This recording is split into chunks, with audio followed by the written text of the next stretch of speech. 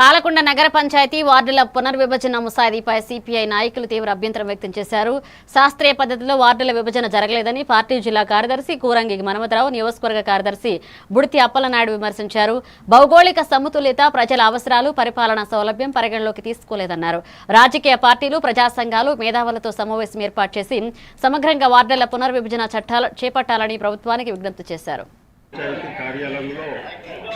ఇక్కడ ఉన్నటువంటి 20 వార్డులు ఉంటే 28 వార్డులు ఏర్పాటు చేస్తున్నారు. 8 వార్డులు పెంచే పరిస్థితి వచ్చింది.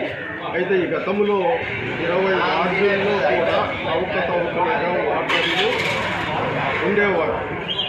అయితే 1వ వార్డు నుంచి 2వ వార్డుకు, 2వ వార్డు నుంచి 3వ వార్డుకి ఎలాగా ఆ వార్డుల్లో ఉన్నటువంటి వాళ్ళే వేరే వార్డులు కూడా వెళ్ళి ఓట్లు వేసుకోవాల్సిన పరిస్థితి ఉండేది. కాబట్టి దీనికి ప్రభుత్వము ఇంత వేగంగా ఈరోజు తీసుకురావడము, ఇక్కడ ఉన్నటువంటి అధికారి ఒక కమిషనరు కనీసం అన్ని రాజకీయ పార్టీలతో, అన్ని వర్గాలతో, అందరూ ఓటర్లతో ఒక సమావేశము, మీటింగ్ ఏర్పాటు చేసి ఎక్కడ ఏ వార్డు ఎలాగా విభజించాలా, ఏ వార్డు ఎక్కడికి తీసుకుని వెళ్ళాలా అన్నది కూడా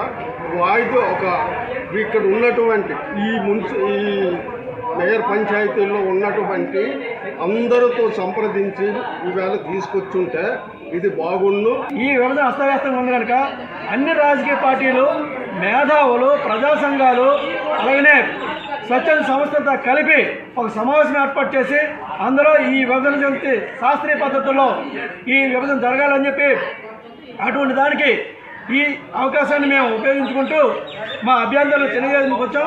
ఈ అభ్యంతరాలను సానుకూలంగా స్పందించడానికి కోరుతున్నాం. సిపిఐ పార్టీ మేయర్ పంచాయతీ కార్యాలయం